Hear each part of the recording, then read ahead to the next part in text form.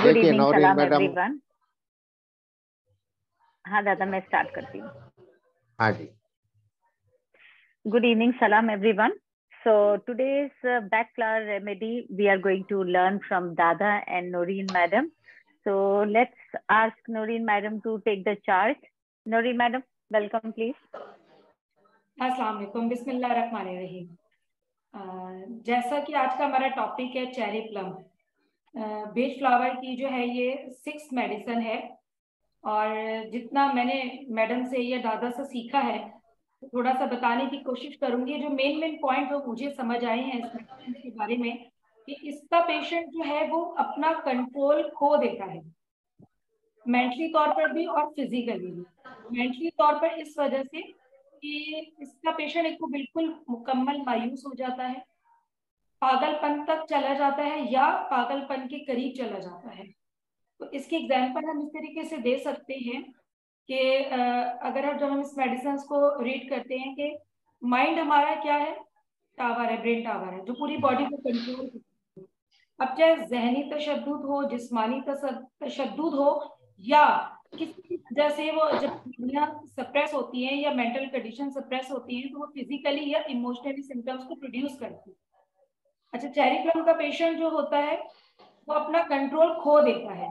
Control किस वे में हम मतलब मैं इसको डिफाइन करूं कि जैसे कि इसका जो पेशेंट होगा, अगर उसको डॉक्टर ने कहा होगा कि आपको डायबिटीज है, आपको शुगर नहीं लेनी है, ठीक है, तो फिर भी इसका पेशेंट क्या करता है, जब उसके सामने कोई स्वीट डिश आ जाए या ऐसी कोई चीज आ जाए तो वो खा लेता है।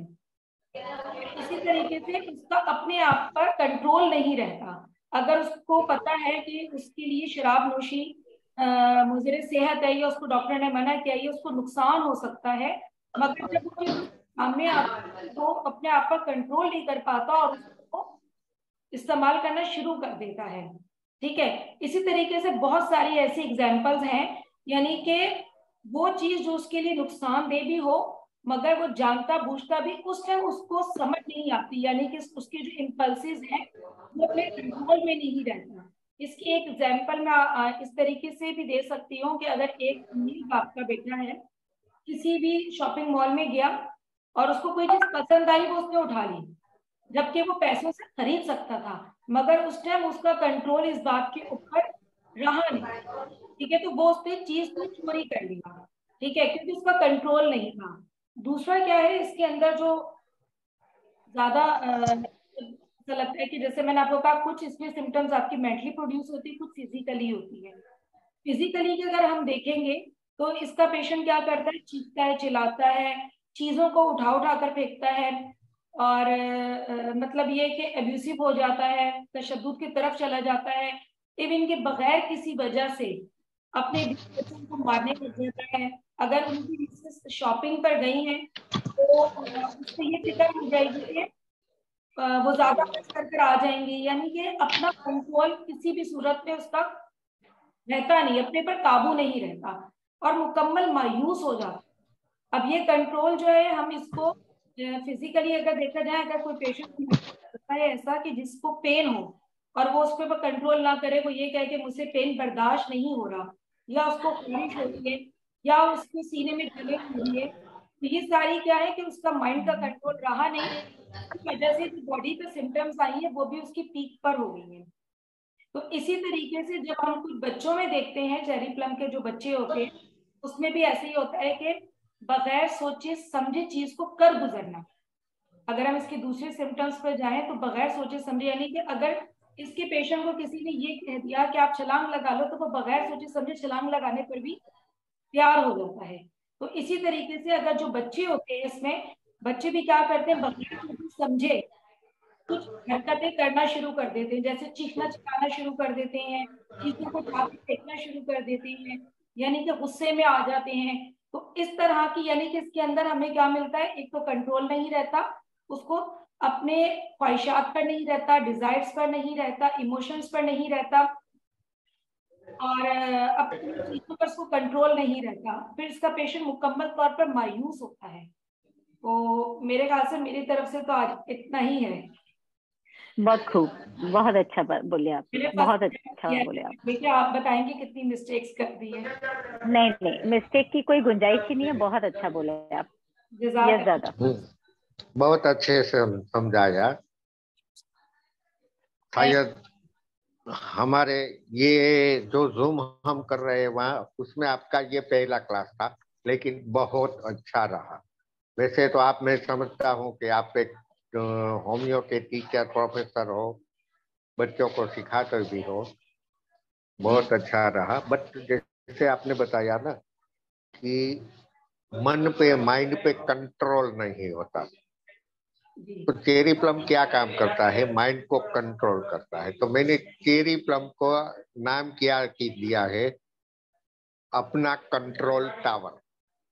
जैसे आप समझते हो ना, एयरपोर्ट में कंट्रोल टावर होता है, वो जो सारे प्लेन होते हैं ना, उनको कंट्रोल करता है। तो अपना माइंड जो है वो अपनी बॉडी का कंट्रोल टावर है, पूरी बॉडी को कंट्रोल करता है। जब माइंड वीक होता है तो क्या होता है, बॉडी पे कंट्रोल चला जाता है।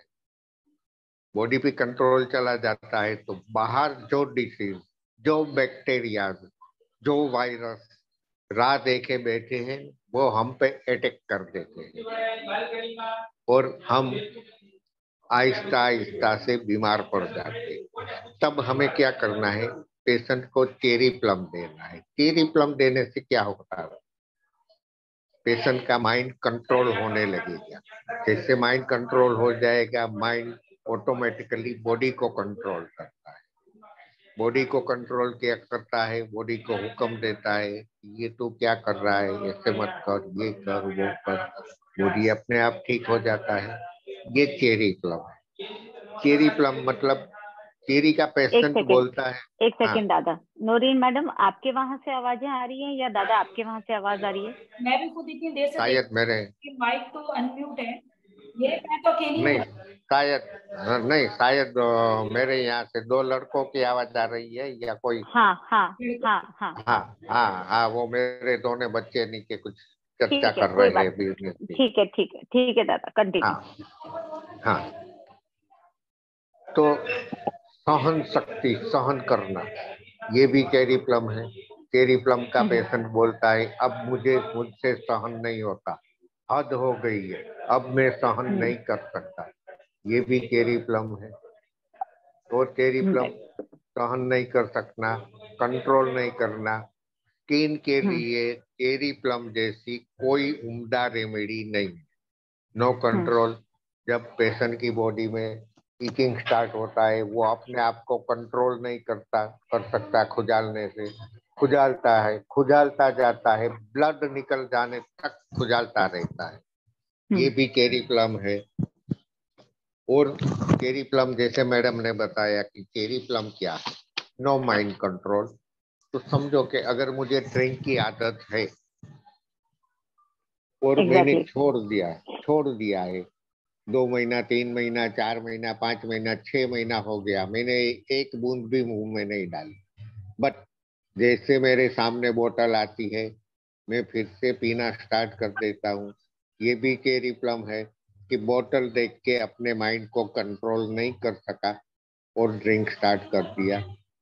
जैसे मैडम ने बताया, आपने कई टीवी स्टार, मूवी स्टार, ये फिल्मी कलाकार है वगैरह वगैरह, आपने देखा होगा कि बहुत बार स्टोर में से, मॉल में से छोटी या बड़ी चीज चोरी करते हुए पकड़े जाते हैं। क्या होता है, उनके पास पैसों की तो कमी नहीं है, क्यों चोरी करते हैं? चोरी करने से अपने आप को रोक नहीं सकते, नो माइंड कंट्रोल। ये भी चेरी प्लम है। जैसे आप सब जानते हैं, मुझे शुगर है, जैसे मैडम ने बताया कि स्वीट मेरे लिए जहर है, पॉइजन है, बट जैसे मैं स्वीट देखता हूँ, खा लेता हूँ। ये भी चेरी प्लम है। हमारे पास बहुत सारे पेशेंट आते हैं यूटीआई के। इसीलिए हम यूटीआई और डायबिटीज में हमेशा चेरी प्लम डालते हैं। हाँ, यूटीआई के, कि भाई इतनी जोर से मुझे पेशाब आती है नहीं कि बाथरूम तक पहुंचते पहुंचते तो मेरे कपड़े खराब हो जाते हैं। एग्जैक्टली। आप वहाँ चेरी प्लम दे सकते हो। हम्म। बट जब गुस्से का आवेग आता है ना, गुस्सा एकदम से बढ़ जाता है, निराशा के साथ जब गुस्सा बढ़ जाता है, तो चेरी पेशेंट सुसाइड की ओर भी जा सकता है। ये बात माइंड में रखना। आपने कभी देखा, बहुत बार देखा होगा, सुना होगा कि कोई व्यक्ति जिसकी बीवी अच्छी है, ब्यूटीफुल है, ग्लैमरस है, फिर भी फिर भी फिर भी अपनी काम वाली बाई के साथ छेड़छाड़ करता है, या तो गली में किसी यंग गर्ल के साथ छेड़छाड़ करता है। क्या करता है? ये भी चेरी प्लम है। कोई माइंड कंट्रोल नहीं। यंग, हाँ, यंग और ब्यूटीफुल देखी, माइंड पे कंट्रोल चला जाता है और छेड़छाड़ कर देता है। ये भी चेरी प्लम है। अब थोड़ा हमारे वो मैडम ने बताया, थोड़ा मैंने बताया, अब आपकी बारी है। ठीक है, थैंक यू दादा, thank you so much. Noreen madam, thank you so much, it was very nice, आपने बहुत अच्छे से समझाया।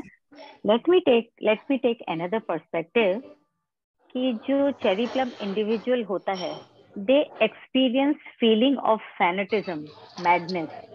अभी हम छोटे में समझ रहे थे माइंड कंट्रोल, लेकिन लेट मी टेल यू, ये सिर्फ और सिर्फ माइंड कंट्रोल नहीं है। They have stages, there are 3-4 stages. So they experience the feeling of fanatism, madness. Out of what? क्या चीज की वजह से ये होता है fanatism, madness? Out of obsession of fear. इतना ज्यादा होता है, so much so that the patient is scared of breakdown. उसको मालूम है कि ये होगा, breakdown होगा, या he or she will do something unreasonable, जो कि acceptable नहीं है सोसाइटी से, घर वालों से, उससे भी. So they will do something unreasonable, something disaster also. तो हमको let's understand cherry plum in stages. जब माइल्डर स्टेज होता है चेरी प्लम का, तो the individual in that gentler stage, they try to control their agitated thoughts, right? अपने agitated thoughts की, मतलब इरिटेशन हो रही है, तो वो ये जेंटल स्टेज है, ये फर्स्ट स्टेज होती है. उसको कंट्रोल करने की कोशिश करता है, अपनी इमेजिनेशन को कंट्रोल करने की कोशिश करते हैं, अपने ऑकवर्ड बिहेवियर को कंट्रोल करने की कोशिश करते हैं, या अपने ऑकवर्ड फ्राइटनिंग चीज को, कि हम कभी होते ये इतनी छोटी सी चीज से क्यों डर रहे हैं. होता है ना, कभी कोई छिपकली से डर रहा है, कुछ हो रहा है, तो वेरी ऑकवर्ड सिचुएशन की इतनी छोटी चीज से क्यों डर रहे हैं. और क्यों डर रहे होते हैं, उसको जेंटल स्टेज में कहने की वजह, उससे कंट्रोल करने की क्यों कोशिश करते हैं, to reaffirm their own confidence and self respect, right? ये होती है जेंटलर स्टेज. अब इससे ज्यादा एक दूसरी स्टेज आती है, when patient faces unnecessarily mental condition. वो स्टेज कैसी होती है? स्टेज फ्राइट हो सकती है, शाइनेस हो सकती है, हकलाना हो सकता है, स्टैमरिंग हो सकता है. ये सारी स्टेजेस होती हैं, या इंटरनल एंजाइटी होती है, जो कि वो एक्सप्लेन नहीं कर सकते हैं, राइट? ये मेंटल कंडीशन आ गई. पहली जेंटल स्टेज थी, ये मेंटल कंडीशन आ गई. अब हम थर्ड स्टेज पे जाते हैं. थर्ड स्टेज क्या होता है? When a patient is facing disruptive, कैसे बोलते हैं उसको दादा, डिसरप्टिव को क्या बोलेंगे? Disruptive impulsive. इम्पल्सिस होते हैं ना अपने, कि जिनको हम कंट्रोल नहीं कर पाते हैं. अभी तक थॉट्स की बात हो रही थी, अनबैलेंस हो जाना ना, सॉर्ट ऑफ. मैं इसको अभी और अच्छे से एक्सप्लेन कर लेती हूँ. चलो, अभी तक हम थॉट्स पे बात कर रहे थे, अब ये है कि पेशेंट फेसेस डिसरप्टिव इम्पल्सिस, या ये कैसे थे, दे आर अट्रैक्टेड टू ये बोलते हैं ना, प्रोवोकेटिव या फॉरबिडन कंटेंट्स. फॉर एग्जाम्पल, कोई सोशल मीडिया पे चीज है, ठीक है, बच्चों को कहा जाता है ये मत देखो, ये तुम्हारे लायक नहीं है. कैसे? जैसे वो फ्राइटनिंग वाली पिक्चरें आती है ना, हॉरर वाली मूवीज, क्यों देखता है बच्चा, या कुछ लोग क्यों देखते हैं? वो इम्पल्सिव होता है, कि वो मजा आता है, that is again a negative चीज. तो वो प्रोवोकेटिव चीजें, या फिर कहीं पे है ना, किसी ने कोई भाषण दे रहा है, रिलीजियस भाषण, आजकल रिलीजन का मतलब तो एकदम बदल ही दिया लोगों ने, ठीक है? वो एकदम फैनेटिज्म हो जाते हैं, एकदम मैडनेस की तरफ जाते हैं. जब हम कोई चीज को लेकर फैनेटिक हो जाते हैं, तब हमारी भाषा में भी फर्क आने लग जाता है. वो डिसरप्टिव इम्पल्स हो जाता है. और वो हम किन लोगों को अट्रैक्ट कर सकते हैं? जो माइंड से ऑलरेडी वीक होते हैं, उन लोगों को इजीली अट्रैक्ट कर सकते हैं आप. तो ये होती है third stage, which is very dangerous stage basically. अब इसको और इंटेंसिफाई करो, इसी स्टेज को इंटेंसिफाई करेंगे, the patient is not only threaten by the thoughts और only the impulsiveness, they are threaten by their own actions. अब आता है एक्शन। अब वो एक्शन कब आता है? When they are not able to control their body impulsiveness, right? Action आने लगेगा, नेगेटिव एक्शन आने लगेगा, क्योंकि अब तो वो भी कंट्रोल नहीं रहा बॉडी पे। और वो कैसे होते हैं? It can be any phobia, कोई भी तरह का फोबिया हो सकता है, या फिजिकल या मेंटल ब्रेकडाउन हो सकता है। और उसके अंदर कैसी टेंडेंसी आती है? या तो आदमी सुसाइड करने की सोच सकता है, या आदमी मारने की सोच सकता है। दोनों कंडीशन हो सकती है, क्योंकि अब उसको थॉट्स के साथ साथ अपने एक्शंस पे भी कंट्रोल नहीं है। इसको इंटेंसिफाई, अब इसको पहचानोगे कैसे? एक बहुत अच्छा तरीका होता है पहचानने का, वेरी, वो बोलते हैं ना, वेरी माइन्यूट तरीका होता है। मेरे को अगर गुस्सा आता है तो मैं बहुत जोर से चिल्लाती हूँ, किसी को गुस्सा आता है तो वो शांत बैठ जाते हैं, हट जाएंगे वहां से।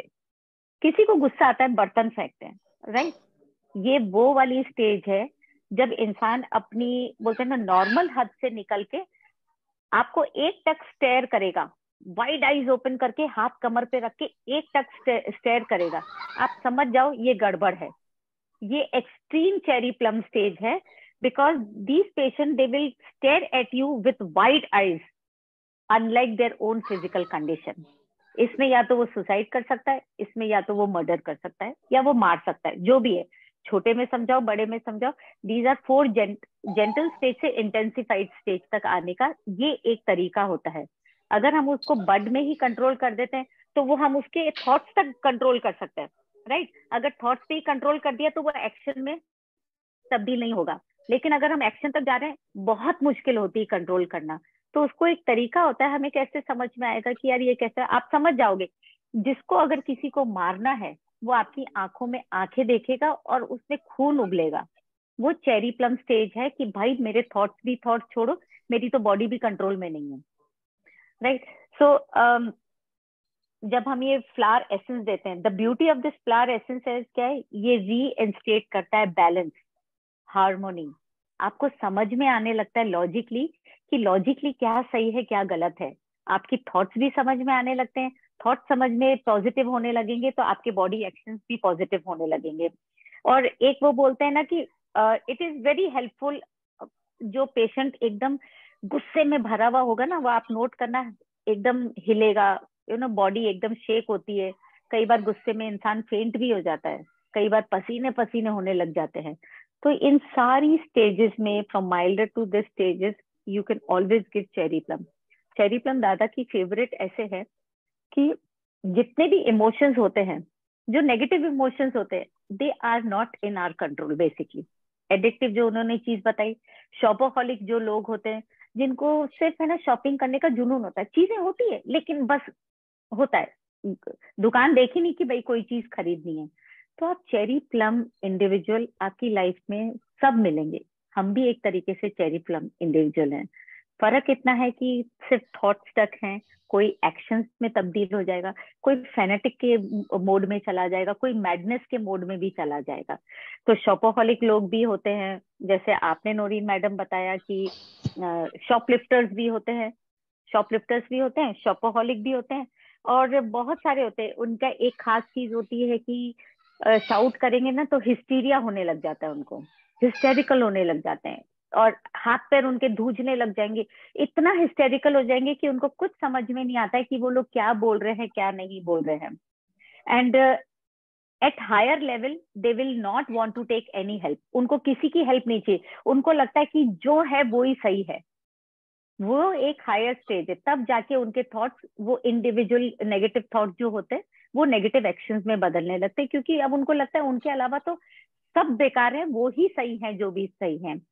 तो आई प्रेफर कि आपके पास जितने भी होम्योपैथी के भी अगर पेशेंट्स आते हैं, it is always better to give cherry plum and crab apple together. They always go, बोलते हैं ना, साइड बाय साइड। और जब जो cherry plum individual negative individual होगा, वो अगर बोलते हैं ना वियर्ड इमेजिनेशन या अपने दिमाग में कंट्रोल नहीं हो रहा है, तब वो क्या करते हैं?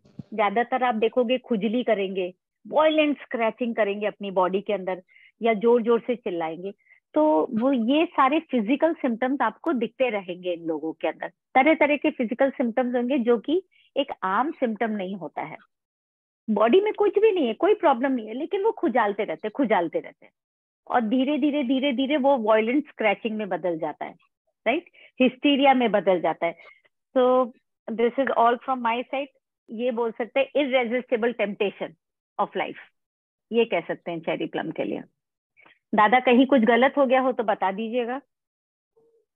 नहीं, कहीं कुछ गलत नहीं हो गया, बट आप ऐसे क्वेश्चन मुझे मत किया करो। वैसे भी आज मेरा दिमाग ठिकाने पे नहीं है, अगर कुछ बोल दिया ना तो आपको बुरा लगेगा। चेरी प्लम ले लो, हम आपको चेरी प्लम दे देंगे, भी ले लो बीच में डांटने से पहले। राइट, ये बात, चलो ठीक है। इनफैक्ट में कभी भी किसी जैसे को बर्निंग होती है या इचिंग होती है, मुझे ध्यान है मेरा ये पूरा हाथ जल गया था, दादा को पता है, मतलब एक्चुअली पूरा तेल गिर गया था और ये पूरा जल गया था। तो दादा की J1 और A1 हमेशा रहती है।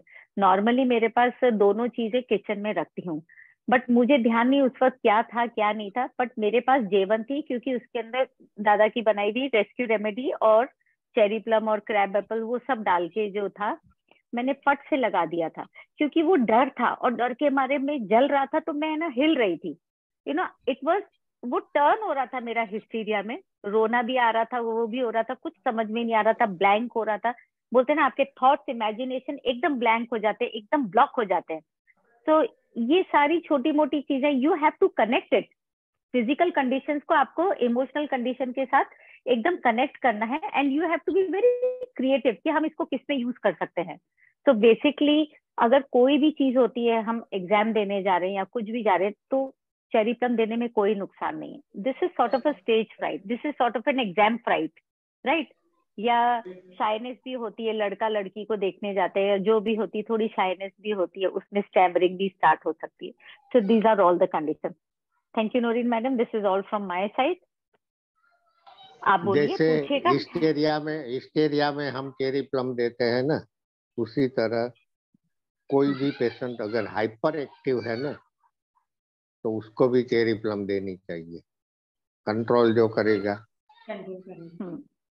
नहीं दादा, जैसे आजकल हमारे पाकिस्तान के अंदर तो ADHD जो है और ऑटिज्म, हर मतलब पेशेंट्स हमारे पास, मेरे पास तो खैर स्पेशली बहुत ज्यादा रिपोर्ट हो रही है। तो चेरी प्लम काफी सारी जगहों पर बच्चों को मैंने भी दी हुई है, रिजल्ट भी आ रहा है। खास तौर पर जो उनकी बॉडी की मूवमेंट है, गुस्सा करना, चीजों को उठाकर फेंकना, तो हम ADHD के पेशेंट्स के अंदर भी इसको चेरी प्लम को यूज करा सकते हैं, क्योंकि उनका कंट्रोल अपने माइंड पर है नहीं। इम्पोर्टेंट रेमेडी ADHD में ये, ADHD। क्योंकि एक चीज, हाँ एक चीज समझनी पड़ेगी, हमारा होम्योपैथी जो है इट इज बेसिकली, हम हिस्ट्री क्यों लेते हैं, चाइल्डहुड तक जाने के लिए, इमोशन समझने के लिए, एंड बैकफ्लावर इज एब्सोल्युटली इमोशन जिस पे बेस्ड है, फिजिकल कंडीशन पे बिल्कुल बेस्ड नहीं है बैकफ्लावर। लेकिन अगर होम्योपैथी के साथ बैकफ्लावर हम सिंक में देते हैं, हमारे पास हमेशा 100% रिजल्ट मिले हैं, सारे केसेस में, दादा के सारे केसेस में 100% रिजल्ट है अगर हम होम्योपैथी और उसमें। इनफैक्ट पहले मंथ में तो वो हमेशा BFR देते हैं, थोड़ा सा दिमाग कंट्रोल में आने लगता है इंसान का, फिर वो हिस्ट्री बराबर देने लगेगा, हिस्ट्री बराबर देने लगेगा तो ही होम्योपैथी सूट करती है उसको। अदरवाइज अगर फर्स्ट में ही अगर हम होम्योपैथी चालू करते हैं, 99% वो ठीक नहीं बैठती है, क्योंकि हमारे पास हिस्ट्री प्रॉपर नहीं होती है।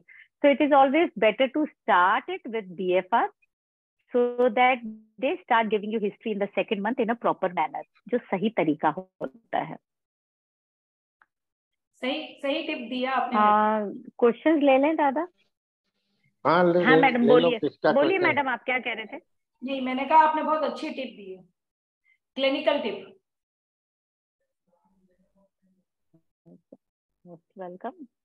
खास तौर पे गुस्सा के हवाले, जमशेद जी आप खुद ही अनम्यूट करके पूछ लीजिएगा, क्योंकि वो जो हिंदी को हम इंग्लिश में लिखते हैं ना, तो थोड़ा डिफिकल्ट होता है समझना, तो आप अनम्यूट करके खुद ही पूछ लीजिएगा। अमजद साहब का क्वेश्चन सर ये है कि इनका जो नेटवर्क है या किसी का भी नेटवर्क है वो बैड नेटवर्क पर चल रहा है।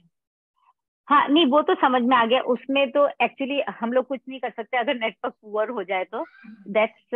बट हाँ, आप नौरीन मैडम उनके साथ शेयर कर लीजिएगा वीडियो। नहीं, आप रिकॉर्डिंग। हमारे हमारे ये जो पाकिस्तान के ग्रुप के एडमिन है ना, राणा सर, बहुत हम्म। अच्छे इंसान है। आप चिंता मत करो, आपको वीडियो हाँ मिल जाएगी।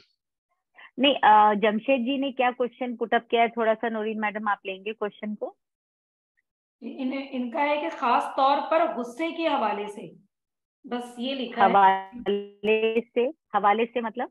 बस यही लिखा है, आगे कुछ डिटेल नहीं लिखी हुई। Jamshed ji please unmute yourself और एक बार आप खुद ही पूछिएगा। हवाले से मतलब गुस्से के कारण, आई थिंक। ओके। हाँ, ऑफकोर्स गुस्सा ही एक ऐसी चीज होती है जो हमारे कंट्रोल में नहीं होती, तो चेरी प्लम तो फिट जाती है ऑफकोर्स विद। हाँ जी पूछिए।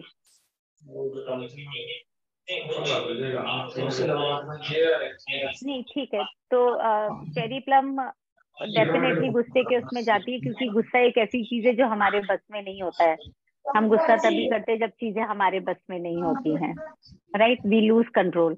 तो दे सकते हैं, नो प्रॉब्लम। डॉक्टर अलमास, आपने अपने आपको अनम्यूट किया है, तो आप अपने अच्छा, question it was not a question, it was a comment. नहीं नहीं, it was a comment, it was not a question, right? फिर भी अगर आई किसी गेस। को क्वेश्चन करना है तो वो अपने आप को अनम्यूट कर सकता है और पूछ सकता है। ये हमारे पास है। डॉक्टर नूरी, अस्सलाम एक्चुअली वालेकुम। सिग्नल बहुत पुअर है जिस वालेकुम अस्सलाम। डॉक्टर नूरी, एक्चुअली सिग्नल बहुत पुअर है, इस वजह से मेरी आवाज नहीं आ रही थी। मैं कह रही थी, जो बच्चे एक्सट्रीम पे गुस्सा करने चले जाएं, चाहे उनके सामने अपने रिलेटिव्स हो, पेरेंट्स हो, तो ऐसी सूरत में उनको चेरी प्लम दी जा सकती है, और उसकी रिपीट कितनी डोज होनी चाहिए? क्योंकि बाज बच्चे ये नहीं देखते कि पेरेंट्स से बात कर रहे हैं, वो कोई भी चीज उनके पाँव पे फेंक देंगे गुस्से में आके। तो डिपेंड करता है मेरा मैम कहने कितने का साल मतलब है के कि बच्चे जब हैं, हम कितने साल का बच्चा है? डॉक्टर रितु, जब उन्हें मोबाइल एडिक्शन हो जाए और मोबाइल से उन्हें रोका जाए, स्टडी की तरफ लाया जाए कि आप स्टडी ओहो। को कंटिन्यू करो और मोबाइल को छोड़ो, तो ऐसी सूरत में बच्चे कहते हैं कि नहीं, हमें गेम से में इंटरेस्ट है, हम गेम खेलना चाहते हैं, आप हमें रोकते हैं, हमें ज्यादा पता है आपसे। तो वो, अगर उनसे कहा जाए, उनकी कंप्लेन्स टीचर से आए, तो टीचर्स भी कहें कि भाई इन्हें स्टडी की तरफ लाए, आपके बच्चे स्टडी की तरफ नहीं इंटरेस्ट ले रहे। ऐसी सूरत में जब बच्चों से बात की जाए तो बच्चे एक्सट्रीम पे चले जाते हैं। वो या तो छोटे बहन भाइयों को मारना शुरू कर देते हैं, या घर की चीजें नहीं, गिराने दैट इज शुरू कर ओके। देते हैं। हाँ ऐसी वो सूरत में चेरी प्लम तो दे सकते हैं, लेकिन उनको उसके साथ साथ आपको एडिक्शन का भी कॉम्बिनेशन देना पड़ेगा। It is just not cherry plum, addiction का भी कॉम्बिनेशन देना पड़ेगा, because they are addicted to phone. जरूरी नहीं है सब स्मोक से एडिक्शन हो या पीने का एडिक्शन हो, mobile itself is an addiction. तो चेरी प्लम यस यस अकेले से नहीं, पर हाँ एडिक्शन का कॉम्बिनेशन आपको देना पड़ेगा। आजकल के जमाने में एडिक्शन नशे से भी ज्यादा नशा है मोबाइल का। बिल्कुल। जब तक मेरे मोबाइल हाथ की में भी भी रात को मोबाइल होता है, जब तक हाथों में से मोबाइल गिर नहीं जाता मैं सोता नहीं हूँ।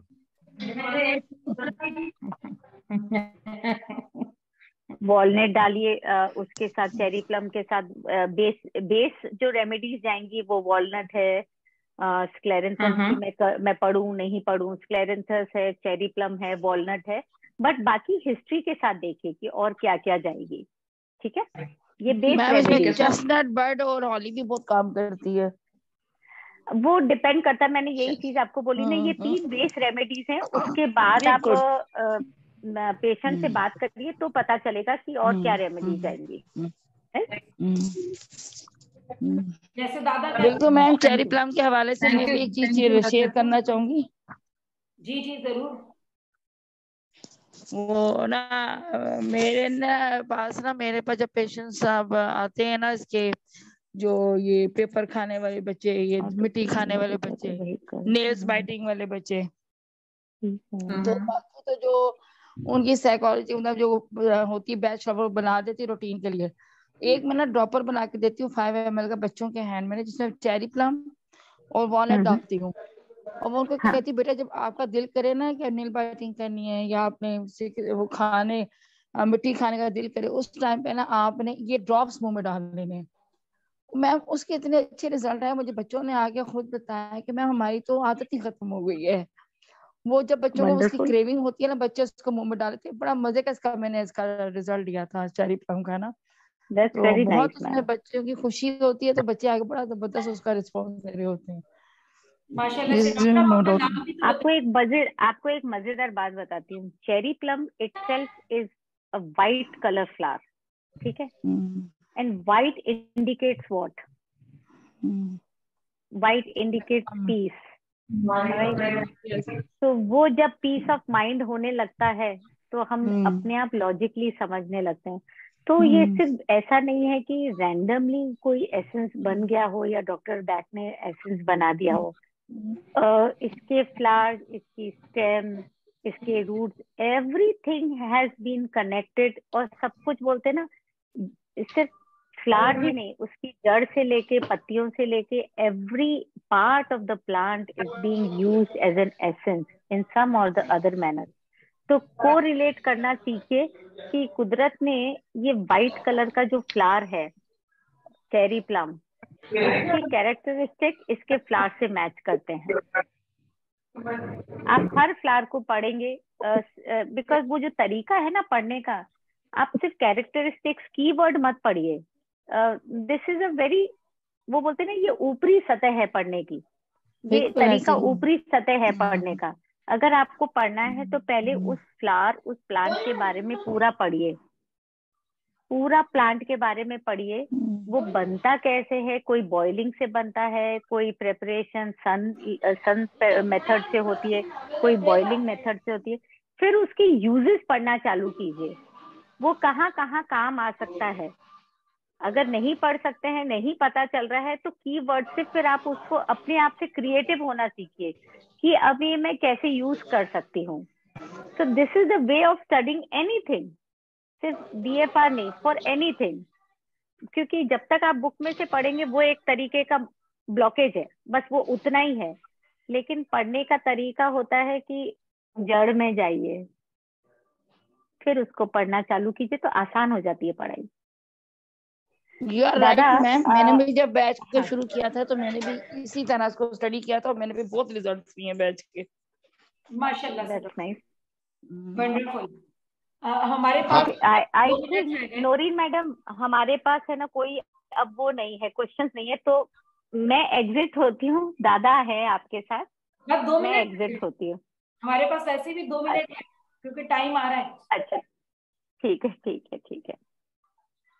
दादा आप कुछ बताइएगा। क्या बताऊं, बोलो आप। हर रेमेडी में ये तो होता है, जब आप रेमेडी ठीक तरह से समझ सकते हो, समझ जाते हो ना, तो बेच फ्लावर से आप पैथोलॉजिकल जो डिसीज होते हैं, जो कंडीशन होती है, उसको आप अच्छे से ट्रीट कर सकते हो। जैसे हमने बताया ना कि हिस्टेरिकल पेशेंट, हिस्टेरिया आना, सुसाइड की ओर जाना, अनकंट्रोलेबल इमोशनल से, अनकंट्रोल थॉट से, ये सब में आप आराम से चेरी प्लम दे सकते हो। चेरी प्लम कंट्रोल टावर है, सभी रेमेडी के सेंटर में है। हाँ जी बताइए। डॉक्टर जगतपाल पूछ रहे हैं, मैं न्यू हूँ BFR से, it's my first session, please tell me how to prescribe and what is better vehicle. तो जगतपाल जी, इसको प्रिस्क्राइब ऐसे कैसे मैं बता सकती हूँ कि कैसे आपको आपके पेशेंट के हिसाब से उसको प्रिस्क्राइब करना है। लेकिन अगर आप ग्लोब्यूल्स में दे रहे हैं तो 4 ग्लोब्यूल्स 3 से 4 बार, और इमरजेंसी है या बहुत कोई तकलीफ है तो हर आधे घंटे में भी दे सकते हैं 4-4 गोली। तो इसकी कोई डोज नहीं है। मैं आपको डॉक्टर शाइस्ता का, अच्छा ये जिस भी ग्रुप में, तो इसकी डिटेल हम इनको दे देते हैं। मैं अपना नंबर सेंड कर रही हूँ, तो डॉक्टर जगत आप जो है हमसे कांटेक्ट कर ले ताकि हम आपको डिटेल बता सके। तो कोई एग्जैक्टली डॉक्टर जगत जी, आप नौरीन मैडम को कंसल्ट कर लीजिएगा या दादा को कंसल्ट कर लीजिएगा, अलग से